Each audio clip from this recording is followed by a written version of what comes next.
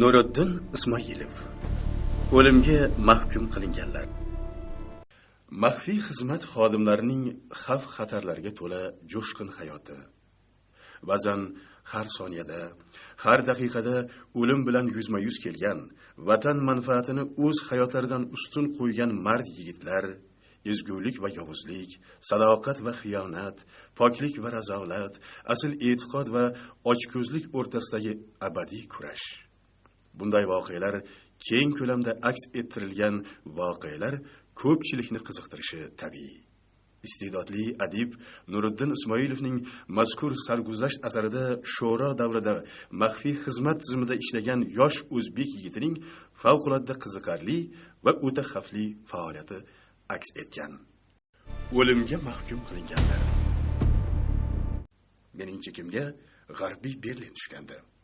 U yerda meni Yelizaveta, asli ismi Anna Saratova ismli ayol kutib turardi. Menga endi topshiriqlar shu ayol orqali berar ekan. Harbiy xizmatga aloqadorlik chiptam olib qo'yilib, o'rniga G'arbiy Germaniya fuqaroligini beruvchi qalbaki pasport berishdi. Pasportimga qarasam, ismim Abram bo'pti. Familiyam Romanovga aylanibdi. Odamning bir millatdan boshqa millatga o'tishi hozirgi zamonda hech gap emas ekan-a, deya o'ylarganman, o'zimcha kulib qo'ydim. Yelizavetani topish menga unchalik mushkullik tug'dirmadi. Vokzalda poyezddan tushsam, o'zi kutib turgan ekan. Oppoqqina, sochlari sariq qiz yonimga kulib keldi-da, "Yaxshi yetib keldingmi, Abram?" deb yuzimdan cho'ppilatib o'pdi va qo'ltiqlab oldi. Men uning qilgan ishidan ajablandim. O'zi shunday bo'lishini kutgandim. Qolaversa menga Yelizaveta xotinining vazifasini bajaradi. O'zi ham avval qizlar bilan yurganmisan deb so'rashgandi. Men yo'q degandek boshimni qimirlatganimdan so'ng, "Omading bor ekan yigitcha, Anna nihoyatda ketib borgan qiz. Borganingdan keyin o'zing ham bunga amin bo'lasan. Yana asosiy ishni unutib qo'ymalaring. Bu yog'i tushunarlidir. Avvalgidan ham ochilib ketibsan." Xushomad qildim men Annaga nemis tilida. "Rahmat", dedi u mayin ovozda va qo'limni beozorgina chimdib qo'ydi. Biz taksiga o'tirdik. Yo'l davomida umuman gaplashmadik. Men ko'z qirim bilan shaharni tomosha qilib ketdim. Ochiqchasiga birinchi marta ko'rayotgan odamdek berilib, yutoqib tomosha qilish mumkin emas edi. Bizdan hattoki taksi haydovchisi ham xitlanmasligi darkor edi. Shaharning ta'rifiga til ojiz. Men ilk bor Sharqiy Germaniyani ko'rganimda og'zim ochilib qolgandi. Bu yer narigi tomondan 10 chandon ortiqroq edi. Men nomini bilib bilmaydigan mashinalar yaraqlagan, ko'chalar ozoda, bir-biridan hashamatli binolar, lekin xuddi Sharqiyga o'xshab bu yerning odamlari ham xunukdan xunuk. Nazarimda yonimda o'zicha xayol surib ketayotgan Annadan go'zalroq qiz yo'qda edi. Nihoyat biz manzilga yetib keldik. 200 yil avval qurilgan bino peshtoqiga 1783-yil deb yozilgandi. Binoning 3-qavatiga ko'tarildik.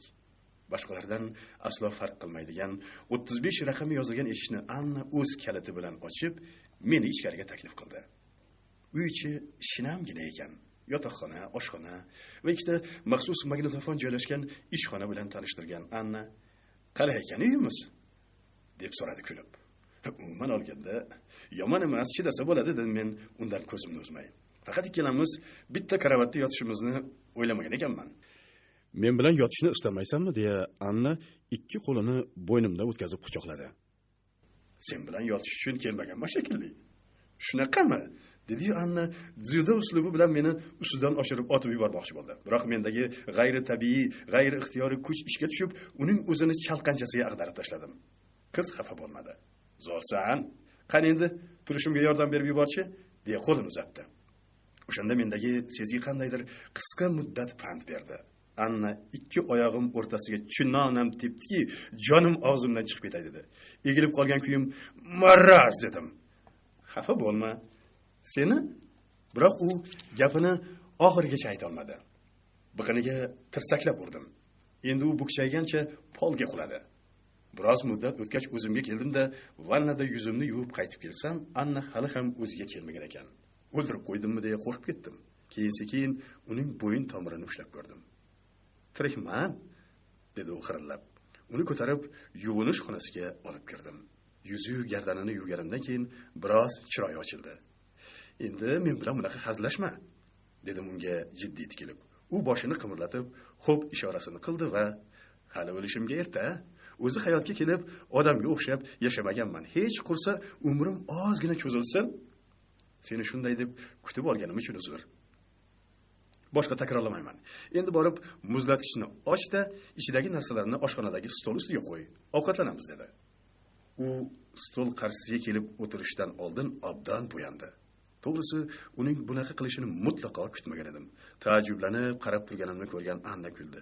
Shunaqa, chiroyli bo'lib yoningda o'tirsam, balki keyin urmassan dedi. Men ham uning gapidan kulib yubordim. Xavotir olma. Endi bo'g'zimga pichoq tortib yuborsang ham urmayman. Senga qo'l ko'targanimdan o'zim hijolatdaman dedim. O'zim istamagan holda shunaqa bo'lib qoldi. To'g'risi, urmaganingda hozir seni haydab chiqargan bo'lardim. Bularning bo'lmas ekan deb. Aslida men seni sinayotgan edim. Anna dasturxonga biroz qarab turgach, negadir birdan o'rnidan turib ketdi. Men uning qilg'iga hayron bo'ldim. Birozdan keyin oshxona tomondan qaytgan Annaning qo'lida bir shisha aroq bor edi. Yoshligimdan spirtli ichimlikni yomon ko'rardim. Qo'shnimiz bo'lardi, Akmal aka. Deyarli har kuni ichib kelib, xotinini urar, bechora bolalar qo'rqqandan biznikiga qochib kelib o'tirishardi. Sho'rli xotini kaltakning zarbidan jigari ezilib o'lib ketdi. Akmal aka ko'p o'tmay yana boshqasiga uylanib oldi. Ammo bu xotini ham uning ichkiligiga dosh bera olmadi. Qochib ketdi. Bolalarini esa birinchi xotinining otasi olib ketdi. Keyin Akmal aka to'satdan betob bo'lib qoldi. Kasalxonaga yotdi. Lekin holidan xabar olishga hech kim bormadi. Bechora xor-zor bo'lib o'ldi. Aytishlaricha, o'ligini ham davlatning o'zi ko'mgan emish. O'sha odamni enam doim misol qilib ko'rsatar. Biz bolalarga birontang ichadigan bo'lsang, xuddi Akmal piyonga o'xshab qolasanlar derdi. Bu ichkilikni yomon ko'rib qolishimga birinchi sabab bo'lgan bo'lsa, ikkinchidan bizni josuslikka tayyorlanayotganlarida hamma kasofat ichkilik tufayli kelishi haqida qulog'imizga quyishgan edi. Shu boiski Annaning qo'lida aroq ko'rganimdan aftim bushmaydi. Qiz holatimni darrov sezdi. Sezdi-yu, o'sha o'zining go'zal tabassumini menga hadya etib, "Ichkilikni yoqtirmaysanmi?" deya so'radi. Men yo'q degandek boshimni qimirlatdim. "To'g'ri qilasan. Aslida men ham yoqtirmayman. Buni senga rasmiyatchilik yuzasidan aytayotganim yo'q. Meni sinayapti deb ham o'ylama. Ba'zilar bu matoq uchun jonini ham berishga tayyor. Shunchaki udim uchun stol ustiga qo'yadiganlar ham yo'q emas. Biz ana shu udimni hurmat qilib dasturxonga qo'yamiz. Hattoki bir qo'l qadah ichish niyatim ham bor. Albatta, ichishim sen uchun bo'ladi. Sababini keyin o'zing bilib olasan, balki bilmassan ham." Anna o'zi aytganday qadahni aroqqa to'ldirib, bir sup qarishda ichib yubordi. Men esa shunchaki labimga tekkizib qo'ydim. Shundan so'ng Anna ikkalamizning suhbatimiz qizib ketdi. U sho'x shodon yoshlik haqida to'lib toshib gapirdi. Birinchi sevgan yigiti uni deb 3 ta sinfdoshi bilan mushlashgani, uchalasining ham burnini qonatib qo'ygan haqida o'zgacha bir quvonch, g'urur bilan gapirdi. Biroq uning ilk muhabbatini uyg'otgan yigit boshqa qiz bilan yurib ketibdi. Keyin uning hayotiga o'zga yigitlar kirib kelibdi. Kamida 7 ta yigit bilan yurganman. Oramizda hamma narsa bo'lgan. Men bundan aslo afsuslanmayman. Qaytanga yoshligimni zerikarsiz o'tkazganman. Axir men boshqa yoshlik davrimga qaytmayman. Qolaversa, ko'p yigitlar bilan yurish men uchun ayb emas. Bilasanmi? Men bitta kitob o'qigandim. Hozir o'sha kitob muallifi ham, roman qahramonlari ham yodimda yo'q. Esimda qolgani shuki, bir fohisha qiz yurtiga dushman bostirib kirganida mislsiz qahramonliklar ko'rsatadi. Vatani uchun jonini beradi. Lekin uning ustidan doim kulib yuradiganlar, qizni kerakmas matohga aylantirib qo'yganlar o'z tuprog'i, kindik qoni to'kilgan vatanni sotishadi. Eshityapsanmi? Sotishadi, xiyonat qilishadi. Meningcha bundan og'irroq xiyonat bo'lmasa kerak. Shuning uchun men ham senga ochig'ini, to'g'risini aytsam, shuncha yigitlar bilan yurgan bo'lsam-da, yuragim toza, iymonim butun. Kerak bo'lsa, 10 ta erkakning ishini bir o'zim bajarishim mumkin, deya u biroz o'ylanib qoldi. So'ng maqtanishni boplarkanmanmi? Bilsang, odam har zamonda maqtanib qo'yishni ham esidan chiqarmasligi kerak. Ana ko'rdingmi? Men o'zimning qancha sirlarimni ochib tashladim. Endi sen gapir. Sevgan qizing to'g'risida gapir. Yoshligingdagi eng zo'r damlar haqida gapir. Men eshitaman, dedi. Men bu paytda boshqa narsa haqida o'ylayotgandim. Hozir Anna meni avrab ichimdagi bor gaplarni sug'urib oladi-da, keyin kerakli joyga yetkazadi. Qarabsizki, meni kamida dispat kutib turadi. Ana, o'zi bu yerga qanday kelib qolgani, qayerda qanday tayyorgarlikdan o'tgan haqida lom-mim demadi-ku. Hozir sevgan qizim haqida so'raydi. Keyin gapni aylantirib, tayyorgarlik ko'rgan joylarim haqida ma'lumot olishga harakat qiladi. Bizga har qanday gapdan xavfsiranglar deb bekorga o'qitishmagan-ku. Yoshligim senikidek qiziq emas, dedim yuzimga soxta tabassum yugurtirib. Nima? Shu yoshgacha bironta qizni sevmaganmisan? Dedi u hayratdan ko'zlari yonib. Sevishga-ku sevganman, lekin u rozi bo'lmagan. Rozi bo'lmadi deb yuraverdingmi? Topmadingmi rozi bo'ladiganidan? Boshqa qizlar yoqmasdi-da. Hech qursa o'pishganmisan? Qayoqda? Yoniga yo'latmasdi. Undan keyin bizda sevishsa ham yigit qizga to'ygacha yaqin yo'lamaydi. Shunchaki gaplashib yuraverishadi, to'g'ri. Bir-birini yalab yulqaydiganlar ham ko'p. Bechora, deya sochimni siladi Anna. Hali bironta qizni qo'lidan ham ushlamaganman degan. Men indamay boshimni qimirlatgancha ha ishorasini qildim. U esa o'zining qadahiga aroq to'ldirdi-da menga, "Sen ham qadahingni ol", dedi. "Baribir ichmayman-ku. Shartmi olishim?" dedim men kulib. "Bu safar ichasan, ichmasang bo'lmaydi. Har narsadan gumon qilaverma. Yurakdan aytayapman bu gaplarni." Darhaqiqat Anna butunlay o'zgarib ketgandi. Qandaydir o'zgacha. Men buni ta'riflab bera olmayman. Tushunganim shuki, hozir uning aytganini qilmasam yig'lab yuboradigan yoki bo'lmasa qo'lidagi qadahni basharamga otadiganga o'xshar edi. Buning ustiga so'zlari samimiy tuyuldi. Qo'limga qadahni oldim-u, u bilan cho'qishtirmasdan ham, uning ichishini kutib turmasdan ham oxirigacha ichib yubordim. Suyuqlik ichimni kuydirib o'tganday bo'ldi. "Balo ekansan-ku", dedi u bujmaygan basharamga qarab. So'ng o'zi ham shoshilmasdan qadahini bo'shatdi-da, qo'lidagi idishni stol ustiga qo'yar-qo'ymas labimga labini bosdi. Men umrimda o'pishmaganligim sababli Annaning quliga aylanib qoldim. Yuragim xavqirib, butun badanim o't bo'lib yondi. Qiz o'zgacha chaqqonlik bilan avval o'zining, keyin mening kiyimlarimni yechib tashladi. U quloqimga "To'shakka olib bor", deb pichirladi. Ertasiga biz shahar aylandik. Anna menga kerakli obyektlarni ko'rsatdi. Shundan so'ng uyga qaytib ko'rganlarimizning kartasini chizdik. Aslida bu yerlarni Anna suv qilib ichib yuborgan edi. Karta chizilishi shunchaki mening xotiramni sinab ko'rish uchun kerak bo'lgandi. Xotira borasida hech qachon men nolimaganman. Shu boiski hamrohim xotinimdan biroz ranjidim. U holatimni tushundi, biroq e'tibor qilmadi. O'sha kuni kechqurun ishqiy o'yinlar og'ushidan so'ng, "Qancha vaqtdan beri bu yerdasan?" deya so'radim Annadan. "Ancha bo'ldi. Nima edi?" dedi u sochimni silab. "Mendan oldin nechta yigit kelgan bo'lsa, hammasi bilan yotganmisan?" dedim uning boshimni yumshoq qo'li bilan silashidan rohatlanib, ko'zimni yumib yotar ekanman. "Qo'ysang shunaqa gaplarni", dedi Anna qilayotgan ishini to'xtatib, shiftga qarab yotar ekan. "Shunchaki so'radim-da.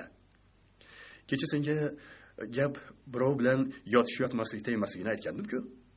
Bo'pti, boshqa so'ramayman. Ertaga nima ish qilamiz?" "Uydan chiqmaymiz. Buyruq kelishini kutamiz." "Bo'pti. Unda endi uxlaylik. Xayrli tun." Ertasiga tushdan keyin Anna aytgan buyruq keldi. Uning aytilishicha, Bondan Amerika Qo'shma Shtatlari josusi uchib kelar ekan. Bizga uning bu yerga kelishidan maqsadi nima ekanligini aniqlash lozim ekan. Bu topshiriqni bajarish albatta oson kechmaydi. Bizga birgina imkoniyat berilibdi. U ham bo'lsa keladigan odamning surati. Fikrimcha, amerikalik josuslar o'zlarini olib ketishlari uchun maxsus mashina chaqirishmaydi. Tayyoragohdan birdan taksiga o'tirishadi. Go'yo o'zlarini oddiy odamday tutishadi. Bu bizga qo'l kelishi mumkin. "Xo'sh, sen mashina hayday olasanmi?" dedi Anna yuzimga jiddiy tikilib. Uning qarashi mutlaqo sirli tus olgan edi. "Yo'q", dedim men kulib. Yigit", dedi u xo'rsinib. "Yolg'on gapirmagin-da. Reja tuzamiz, fikringni ayt." Ikkalamiz ham mashinada taksichi qiyofasida boramiz. U yo sening mashinangga yoki menikiga o'tirishi shart. Buning uchun ikkalamizga ham mashina kerak. Bu sen uchun muammo bo'lmasa kerak. Bo'pti, kelishdik. Biz saharlabdan tayyoragohga bordik. Anna ichkariga kirib, Bondan keladigan samolyotlarning vaqtini aniqlab keldi va bu haqda menga to'liq ma'lumot berdi. To birinchi samolyot qo'nmaguncha yon atrofimizda birorta ham taksi yo'q edi. Yerdan chiqdimi, osmondan tushdimi, samolyot qo'nishi bilan hamma yoqni taksi bosib ketdi. Men bunday manzarani o'zimizda ham ko'rgandim. Bu yerda bunaqa bo'lmasa kerak deb o'ylagandim. Chuchvarani xom sanagan ekanman. Hamma yoqda xo'roz bir xil qichqirar ekan. Hamma millatidan qat'iy nazar pulni yaxshi ko'rar ekan. Birinchi samolyotda biz kutgan odam kelmadi. Hatto ikkinchisida ham uni uchratmadik. Nahotki uni o'tkazib yubordik, deya xavotir ola boshlaganimizda uchinchi samolyot yerga qo'ndi. Anna bilan darrov yana tayyoragoh ichkarisiga kirdik. Mijoz bu safar ko'p kutirmadi. Miyig'ida kulib, sumkasini sudragancha tayyoragoh ichida paydo bo'ldi. Zumda Anna uning yoniga bordi-da, taksi zarurati bormi yo'qligini so'radi. Shunday go'zal taksichi qizga kim ham yo'q derdi. "O", dedi amerikalik. "Sizday ofatijon bilan albatta birga ketaman." Anna unga javoban mayin jilmaydi-da, mijozning sumkasini qo'liga oldi. Nazarimda sumka og'irroqqa o'xshadi. Anna uni sudraganda biroz qizardi. Demak, picha qiynalgan. Ana u so'tak esa ayol kishining qiynalganiga e'tibor ham qilmay, Annaning orqasidan ergashdi. Men ulardan 5-6 qadam orqada borardim. Mijoz Annaga sezdirmasdan 2-3 marta atrofga olazarak qaradi. Shundan bildimki, uni kimdir kutib olishi kerak bo'lgan. Adashmagan ekanman. Annaning mashinasiga eski Mers dum bo'ldi. Uning ortidan men kuzatib borardim. Tabiiyki, sherigim bilan maxsus aloqa vositasi orqali bog'langandim. "Berlinga birinchi kelishingizmi?" so'radi Anna. "Ha", javob qildi Mijoz. "Lekin Berlinga yoshligimdan kelishni orzu qilganman. Tarixiy shahar. Nemis tilini qayerda o'rgangansiz? Yaxshi gapirar ekansiz." "Rahmat. Ochig'ini aytadigan bo'lsam, o'zim mustaqil ravishda o'qib o'rgandim. Bunga ham azbaroyi Berlinning sehri sabab bo'lgan. Lekin sizning o'zingiz ham nemis ayoliga o'xshamas ekansiz." "Qoyil", dedi Anna hamkasbini maqtab. "Millatlarni bir-biridan yaxshi farq qilar ekansiz. Men slavyanman. Aniqroq qilib aytadigan bo'lsam, onam shved, otam polyak, metisman. Men boshqacha deb o'ylagandim. Siz slavyanlardan ko'ra ruslarga yaqinroqsiz. Albatta ko'rinishingiz bilan." Miyamdan biror nimaning hidini oldimmikan degan o'y yashin tezligida o'tdi. "Hamma shunaqa", dedi. "Bilmadim, peshonamga yozib qo'ygan shekilli", dedi Anna darrov. "Odamlarni bilmadim. Qayerdan bilishganini, lekin mening kasbim shunaqa, elshunos. Rusiyada bo'lganman, o'qiganman, Lomonosov universitetida. O'sha yer odamlari sizga juda ham o'xshab ketishadi." "Rostdanmi?" dedi Anna kulib. "Unda albatta Rusiyaga boraman, o'zimga o'xshaydigan odamlarni ko'rish istagini uyg'otib yubordingiz. Ruxsat etsangiz, o'zim olib boraman. Sovuqroq joylari, lekin tomosha qilishga arziydigan shaharlari ko'p." "Hali siz bilan tanishmadik-ku, qanday qilib olib borasiz?" kuldi yana Anna. "Max ismim. Meniki esa Yelizaveta. Unda bunday qilamiz. Men qarzdor bo'lishni yoqtirmayman. Avval sizga Berlinni tomosha qildiraman. Birinchi bor kelishim dedingiz-ku. Shunday emasmi? Keyin siz qarzingizni uzarsiz." Max suhbat bunaqa tus olishini kutmagan shekilli biroz jim bo'lib qoldi. Nazarimda rejasi to'g'risida o'yladi. Men esa Annaning mahoratiga tan berdim. Bu paytda deyarli shahar markaziga kelgandik. Max mashinaga minishidan avval aytgan mehmonxona ham ko'rinib qoldi. Endi reja bo'yicha Anna Mijoz bilan yana uchrashuvga kelishib olishi zarur edi. "Yana bir marta qoyil qolishimga ijozat bering", dedi Max ozgina to'xtalishdan keyin. "Siz nihoyatda go'zalsiz. Shunday go'zal qizni taksichilik qilib yurishi odamning aqlini shoshiradi. Siz model bo'lishingiz kerak edi. Ishonmasangiz, istalgan odamdan so'rashingiz mumkin. Xushahmadni qoyilatar ekansiz. Chiroyimga o'zim ham ishonaman. Balki boshqalar aytganini qilganimda model ham bo'lishim mumkin edi. Lekin o'jarligim, bir so'zliligim, erkaklarni ko'p ham yoqtiravermasligim meni taksichi qilib qo'ydi", dedi Anna chuqur xo'rsinish bilan. "Demoqchisizki, hozir erkagingiz yo'q. Hayotingizda necha marta erkak bo'lgan deb so'raganingizda to'g'riroq bo'lardi." "Ana", so'radim. "Xo'sh, necha marta?" 2 marta. Ular ham yoshligimda. Hozir ko'rib turibsiz, ish bilan bandman. Agar men hayotingizga 3-chi bo'lib kirib kelsam, yo'q deysizmi? Oraga sukunat cho'kdi. Men garchi o'zimning xohish istagimdan kattaroq, muhimroq ish bilan mashg'ul bo'lsam-da, Annaning javobini kutdim. "Mayli, ko'ramiz. Sharoitga qaraymiz. Buni vaqt ko'rsatadi" kabi moyillik izhor etuvchi javob bo'lmasin degan umid bor edi ko'nglimda. Menimcha, bu aynan Anna bilan hayotimda ilk marotaba haqiqiy erkaklikni his qilganim uchun bo'lsa kerak. Men xayolimni yig'ishtirib olmasimdan burun Annaning ovozi qulog'imga eshitildi. Manzilga ham yetib keldik. Nahotki hech qachon manzilimga bu qadar tez yetib kelmagan edim, dedi amerikalik josus. Uning quvonchi ovozidan bilinib turar edi. Avval Anna boshqarib borayotgan mashina, undan chamasi 15 metrlar berida ularni kuzatib kelayotgan mashina to'xtadi. Men kuzatuvchilardan ham uzoqroqda kutadigan bo'ldim. Anna mashinadan tushib, Maksning yuklarini oldi-da, "Xonangizgacha olib borib qo'yaman", dedi Maksga. "Ayollarni urintiradigan odatim yo'q, biroq siz men turadigan xonani bilib olishingizni istayman. Balki bu sizga kerak bo'lib qolar." "Yaxshi", dedi hech bir ikkilanishsiz Anna. Ular oldinma-keyin mehmonxona ichiga kirib ketishdi. Xuddi shuni kutib turishgan kuzatuvchilar darrov mashinadan chiqishdi-da, ular 2 kishi ekan. Avval Annaning mashinasini ko'zdan kechirishdi, so'ng ular ham mehmonxona tomonga yura boshlashdi. Men yonimdagi ratsiya orqali "Ehtiyot bo'l, sheriklari bor", deya nihoyatda past ovozda Annani ogohlantirdim. 5-10 daqiqa o'tdi, lekin Annadan darak yo'q. Bezovtalandim. Ichimni it tirnay boshladi. Anna negadir aloqa vositasini o'chirib qo'ygan edi. Nahotki Maks orqasidan tushganimizni sezib qolgan bo'lsa yoki ana u kuzatuvchilari biror narsadan xitlandimikin? Buncha ko'p qolib ketdi. Ozgina kutay. Balki kechagina meni quchoqlab erkalagan qo'llar hozir Maksning bo'ynidan quchoqlab turgandir. Hayotimda amerikalik bo'lmagan. Tanang sportchilarnikida ekan, deya xuddi meni erkalaganday erkalatayotgandir uni ham Anna. Xizmatchilik o'z yo'li bilan, lazzatlanish o'z yo'li bilan ekanda, qoyil. Yo, balki unaqa emasdir. Har qalay, Anna birdan uning to'shagiga yotmas, unda obro'sini yo'qotib qo'yadi-ku. Sabr qilish kerak, kutish kerak deya o'ylab, hali chiqishga ulgurmagan tirnog'imni yamlab o'tirdim. Nihoyat Anna ko'rindi. U men tomonga bir qo'r nazar soldi-da, mashinasiga o'tirdi. "Ja qolib ketding?" dedim uyga borganimizdan keyin. "Rashk qilyapsanmi?" deya kuldi Anna. "Buning nima aloqasi bor? Ish meni ko'proq qiziqtiradi." "Yolg'on gapirma. Men yoshgina qizcha emasman. Bugun kechga Maks meni restoranga taklif qildi. Nasib qilsa, bugun hamma masalani hal qilamiz", deb Anna bo'ynimdan quchoqladi. Keyin, "Sen hamma sinovlarimdan o'tgansan. Faqat rashk qilma. Tushunaman seni. Hatto hayotingda birinchi ayol men bo'lganimdan xursandman. Birinchi bo'lish lazzatini hech anglab yetganmisan? Bo'pti. Shuncha ortiqcha gapni gapirganimiz yetar. Sen meni boshqa rashk qilma. Ishimizga to'g'ri kelmaydi", dedi. Kechqurun Anna odamning hissiyotini qo'zg'aydigan darajada kiyinib, menga biroz jilmayib qarab turdi-da, yo'lga otlandi. Albatta, men ham uning ortidan kuzatib ketdim. Yo'l-yo'lakay gazeta sotib oldim. Har tugul gazeta o'rni kelganda yashirinish vazifasini o'taydi. Buning ustiga nemislar juda o'qiydigan xalq ekan. Bir necha bor ularning yemakxonalarda gazeta o'qib o'tirishganini ko'rganman. Nega shunaqa hayronman? Yoki gazetalari odamning aqlini olish darajasida zo'rmi, yo ularning boshqa qiladigan ishi yo'qmi? Ishqilib bu yog'iga hech aqlim yetmagan.